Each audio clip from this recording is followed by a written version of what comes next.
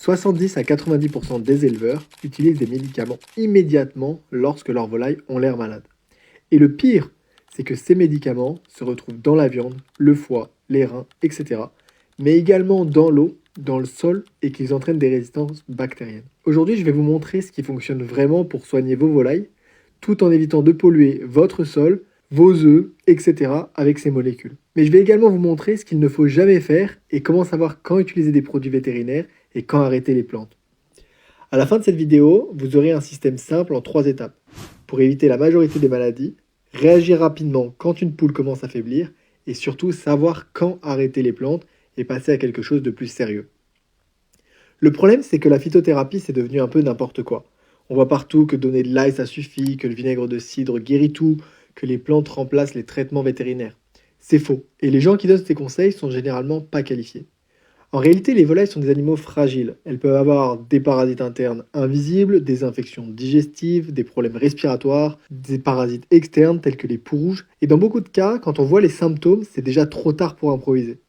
Alors comment soigner ces animaux en limitant les antibiotiques et autres? La solution est simple et se base sur 3 piliers. La prévention avec les plantes.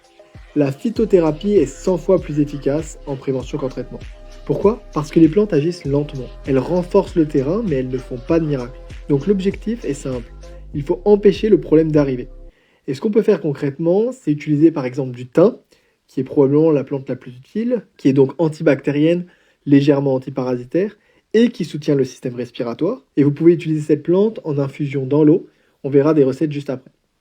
Vous pouvez également utiliser le vinaigre de cidre qui va acidifier le système digestif, limiter le développement de certains parasites. Il faut qu'il soit non pasteurisé, bio et avec la mer. 5 ml par litre d'eau, 5 à 7 jours consécutifs par mois. Pas plus de 10 ml par litre, sinon vous risquez de provoquer des irritations digestives et un déséquilibre du calcium. Les coquilles d'œufs seront plus fragiles. Troisièmement, l'ail qui est un antibactérien, grâce à l'allicine, il agit sur les bactéries digestives et respiratoires.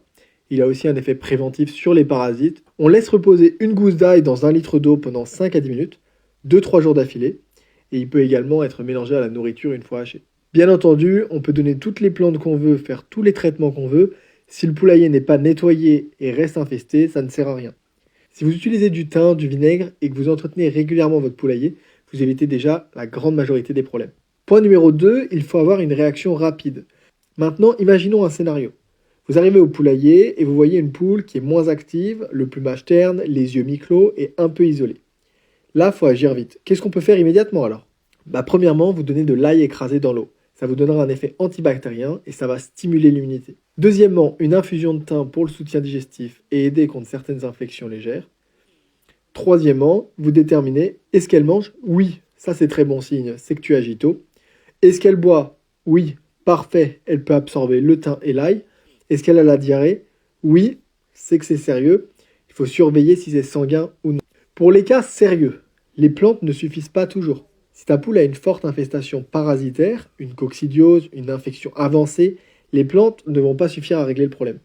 Et insister avec des solutions naturelles, dans ce cas-là, peut tuer l'animal. Donc règle simple, si ça s'aggrave, tu consultes un vétérinaire et tu traites. Maintenant, je vais montrer quelque chose de simple à mettre en place, c'est comment préparer une infusion de thym.